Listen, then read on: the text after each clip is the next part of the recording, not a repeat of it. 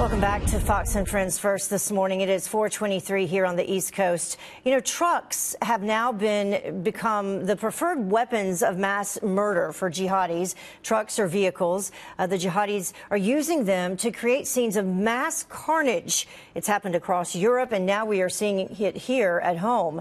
So how do these types of attacks impact the fight against radical Islam? Joining us now is Fox News national security and foreign affairs analyst, Dr. Walid Phares. Thank you so much for joining us this morning. We appreciate it.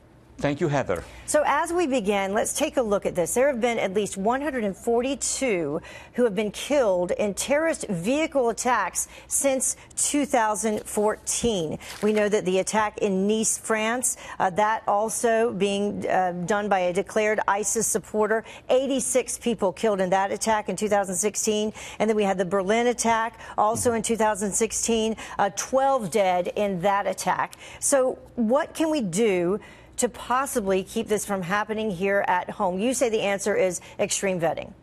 Absolutely, Heather. Actually, what you said earlier is that at this point in time, they could use every single weapon. You just mentioned all these amazing statistics that they have discovered at some point, that using a vehicle, a car, a truck, and then use it against people who are on the streets is something we cannot really defend ourselves against unless we start educating the people about these issues. But what we have noticed right now is that, should it be in Europe or in the United States, there is one common issue. We need to vet them. We need to identify the jihadists before they strike. That's now the universal, conclusion that we have. Mm-hmm.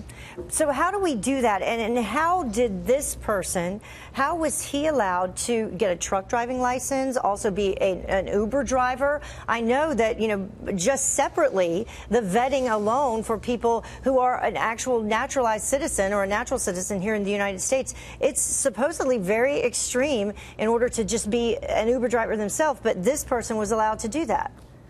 Look, Heather, it is extreme on all levels except the one level. They look at his links. Did he serve with Al-Qaeda? Where did he travel? Did he get a ticket? Where is he renting the car? All of that is great. That's police activity to know exactly more information about the individual.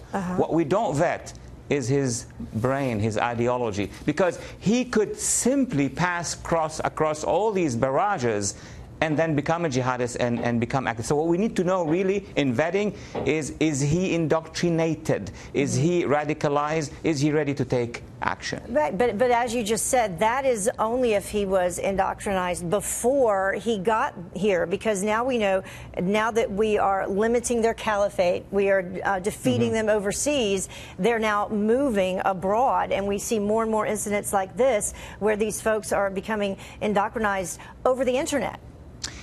Over the past 8 to 10 years, we had waves and waves of jihadists coming into America and Europe. I mean, of course, with the rise of ISIS, they got weaponized more, they got trained more.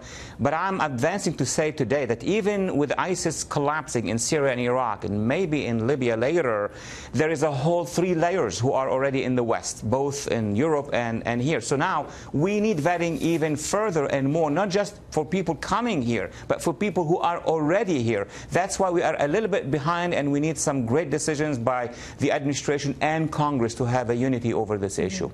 All right, Dr. Walid Phares joining us this morning. Thank you so much.